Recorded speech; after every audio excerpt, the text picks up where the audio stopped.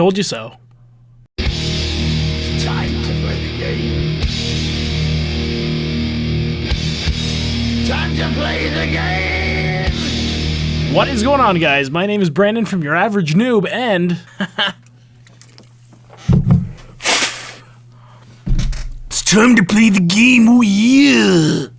That sounded like Triple H 8 Randy Savage. But anyways, I just finished watching the Royal Rumble 2016, and it was pretty okay. Pretty okay. Is there more like of a positive mediocre rating I could give it? Alright, let's start off with the kickoff match, which was Mark Henry and Jack Swagger versus Damian Sandow and Darren Young, The Ascension, and the Dudley Boys.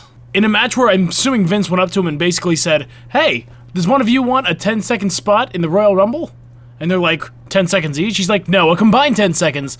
And Jack Swagger and Mark Henry were like, yeah, let's go. Technically, it was an okay match. It's one of those weird, like, Fatal 4 tag matches where, like, two guys are in and they can tag other teams, which has never made any sense to me. Why isn't it just a Fatal 4-way match with 4 guys standing on the outside of the ring? But anyways, it's a kickoff match. I don't even care about it that much. At least not enough to sit here and talk about it too long.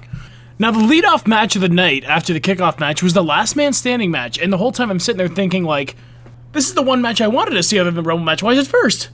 No.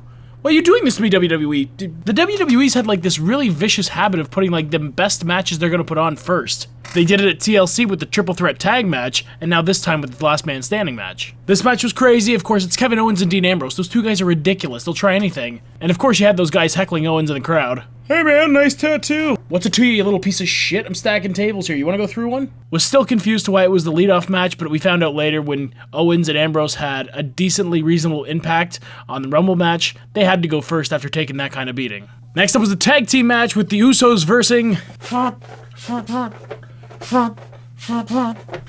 It was a beautiful match. There were shenanigans by Xavier Woods, there was trombones, there was Big E catching Jimmy or Jay and hitting them with a big ending, beautiful ending. And again, as I predicted, because New Day Rocks, US Championship match, Kalisto almost breaks his neck botching a move. It was probably one of those wow moments of the night, but instead of like, wow, it was like, wow! If you missed it, don't worry, it'll be on the next edition of Botchamania, 100% guaranteed. But Kalisto did go over Del Rio just like I expected because Del Rio's the second last guy in that whole faction who really deserves a belt, right next to, Bad Injury Barrett. Divas match, I loved it. They gave them some serious time, and I was loving every minute of it. And then Becky Lynch lost, then I was sad, then Sasha Banks came out, then I was happy. Looked like Sasha was gonna align herself with Charlotte. Weird! Sasha finally attacked Charlotte. Yay! And WWE makes Sasha look like a face, the easiest decision they've made since firing Vince Russo. I'm just joking, Vince, I still love you. Then of course the coup de grace of the night, the Rumble match. No, me saying coup de grace isn't foreshadowing at all. Finn Balor didn't show up.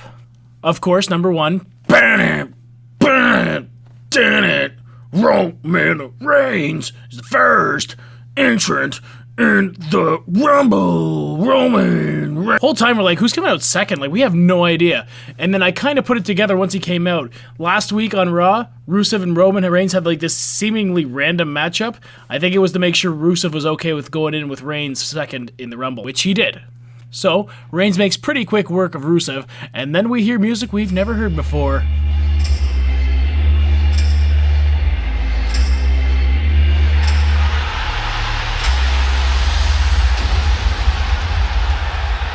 It's finally happened. AJ Styles is officially in the WWE. And as much as I expected him to make an appearance, I still freaked out when I saw him. It's just like, AJ Styles is in the WWE, in a WWE ring. It was just... And it was great because not only was he there, but he actually put in a lot of work, and I think he might have already cemented himself a storyline? Maybe? I mean, he had to have been in there for at least 20 minutes before Owens knocked him out, and him and Owens went at it and kind of had a thing where it's like, I could see that. But then again, Sami Zayn came in and went right after Owens, and I'm like, I can see that. There's a lot of me saying, I could see that with Kevin Owens at the pay-per-view, if you couldn't tell. It was Braun Strowman who I thought had the best showing of all the Wyatt family. Took out Kane, Mark Henry, helped take out Brock Lesnar, took out the Big Show. The WWE finally used him the right way. Don't let him be fast. He shouldn't be moving any faster than an old, senile, clumsy gorilla. Because let's face it, take out the senile and that's basically what Braun Strowman is. A clumsy gorilla. I'm still pretty sure a gorilla would botch less. Chris Jericho lasted a really long time in the Rumble match, which, shows you that DDP yoga works really well in elongating your career.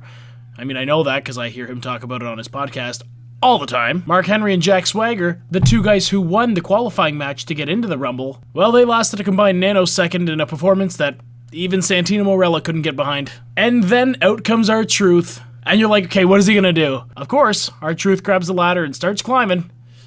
And we're all like, oh man, Ron, what has your career come to? But with all respect to R-Truth, he makes a lot of money to just look like an idiot. Where do you apply for the WWE? I feel like I'd excel in this. The Miz, of course, came out and started his Rumble match at the announce table, as usual. Of course, he doesn't want to surpass his in-ring to Hollywood ratio. Once he got knocked out, it's like, bye, Miz. See you after you're done filming The Condemned 3. It's gonna get to a point where that movie has more sequels than people watching it. But in the end, it was Sheamus, Roman Reigns, Dean Ambrose, and the 30th entrant.